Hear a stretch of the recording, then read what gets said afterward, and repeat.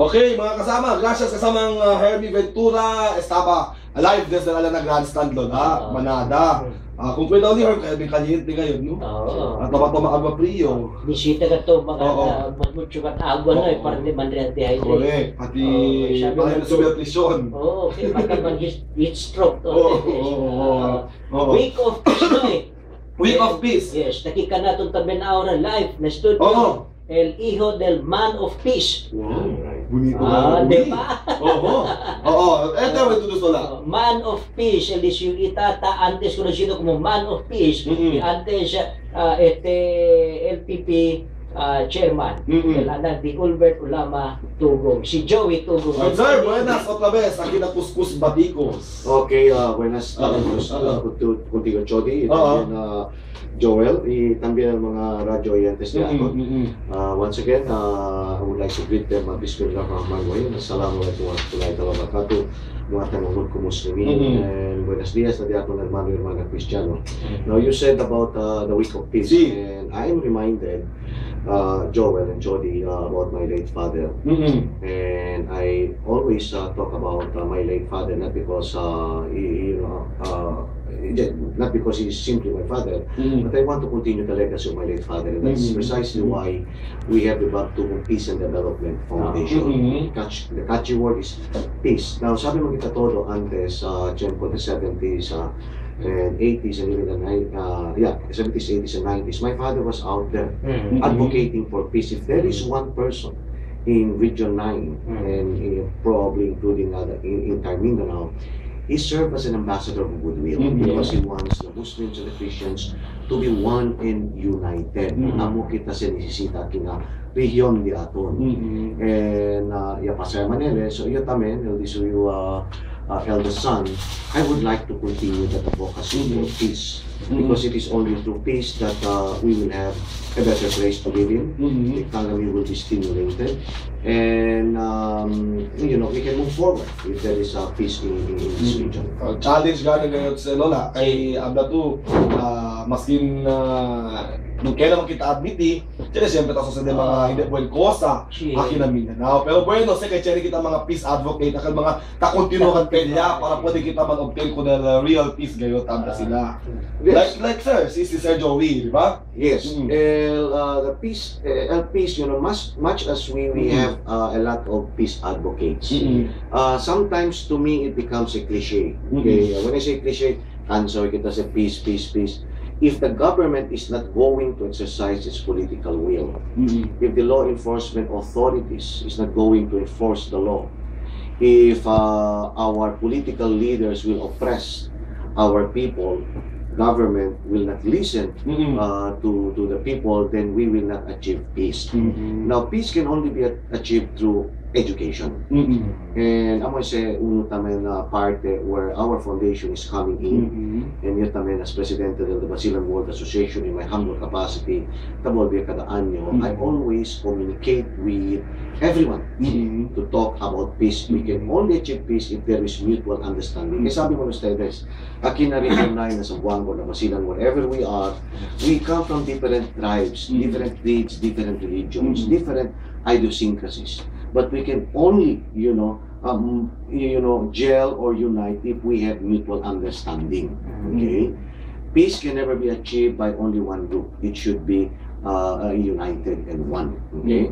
Abla si Joey din natin ay kay peace can be achieved. Si Chene kita buwan edukasyon. Correct. Si Disyo, Lila Foundation ahora, el Basilan, the Basilan World Foundation ay iskuwi sila, yaman na entre sila MOA pati el DepEd na Basilan, takil diya, iskuwi sila outstanding mga bata na kada best legal graduation. Sí, cada legal graduation, principio este school year, there were 16 public high schools, okay, secondary schools ay Basilan, in Isabela, Lamitan, Maluso, and Lantawan.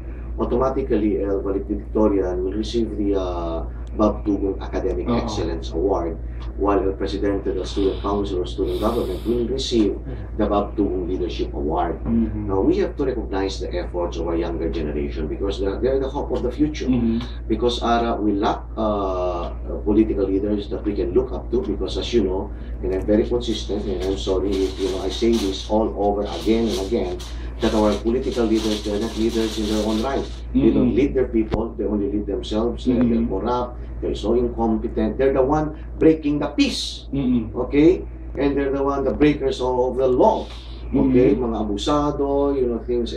So that's why we came up with this kind of idea, so that the younger generation can move forward with a better frame of mind to achieve peace in this part of the region in Mindanao. We have a bad image in Mindanao. People will lose tourism, we lose money, we lose visitors because of the absence and the lack of peace in our region. And aside from that, Noy, pwera kin man award sila ko ng mga outstanding mga bata. Kaya naman ay dali sila award ko ng mga outstanding teacher na masila. Bueno. Yes, bueno, Joel, you mentioned to say, kaya sabi to, the unsung heroes are the teachers. Okay? They go to the hinterlands, day and night. Whether it's warm or hot or rainy, they're out there just to provide education to our school children. So kita tamay ng Bagtugong Foundation, which we started in 1986. We came up with the Modest Award. Modest means most outstanding district elementary school teacher. So I will revive, and I even inform Alina Basilan, the different school divisions, that we are going to join hands with them for the Modest Award. And this will be a yearly activity, and this will coincide with the World Teachers Day, which they do every October SA. Okay? And not only that, I spoke with Jamju Rivera, who is an active case in Basilan, and also Sigrid Tang, who is the current president of the Basilan JCs, that they have a Albert Ulama Tugong Modest Award tamen, and we are going also to help them in giving the trophy or the plaque, and to include the cash award. We love our teachers. If not because of them, then we don't have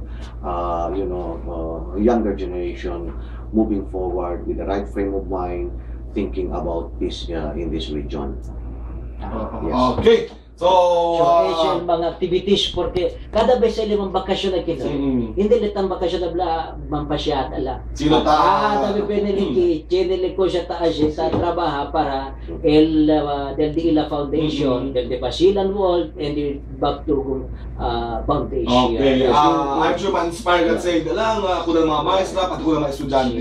Para kasi ako bonamente. Alright. In addition, if I can add, those sombrero you okay? One as a chairman of the Bagtugong Foundation. On the other hand, I'm also the president of the Basilan World Association and the Basilan World Foundation.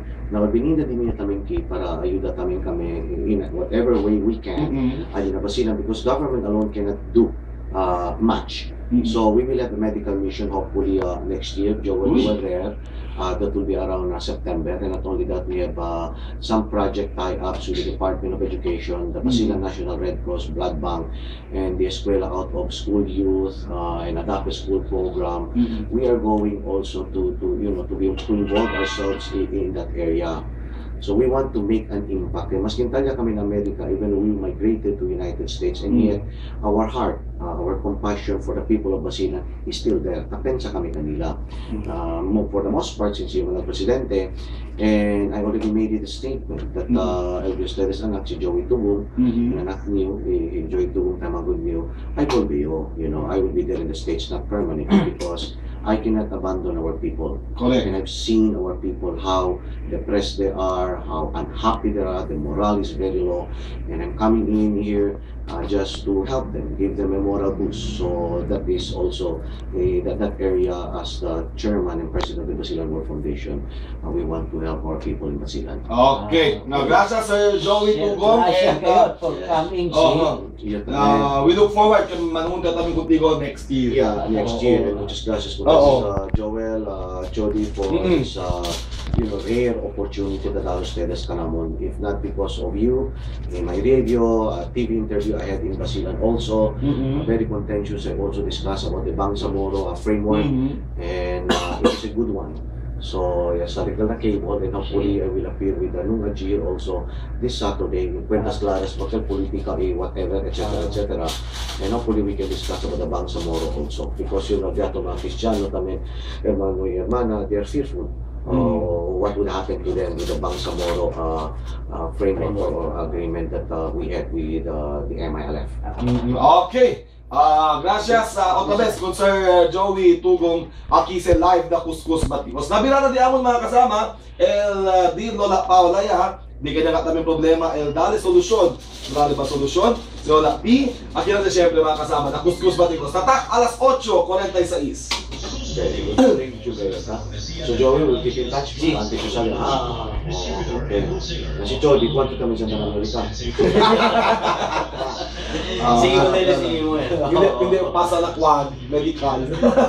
Di na ba? Yung body connections with the media, the USM. Pero kung paano ito sa Kachupa, ito is passport. Passport. Para anytime ko standby, anytime ko ito sali. Because I tell you, when you travel, you go to America, it broadens your knowledge. Pwede itong different siya ba? Yung outside of that, once yung nakalisa, why the system works, na pwede na ito yung nais na ito mga leaders sa KD, lahat na travel abroad, because if they do, at least they will learn something. When they come in, yan ang pag-produce. So anyway, Joel, I will not keep much of your time. You still have time para na.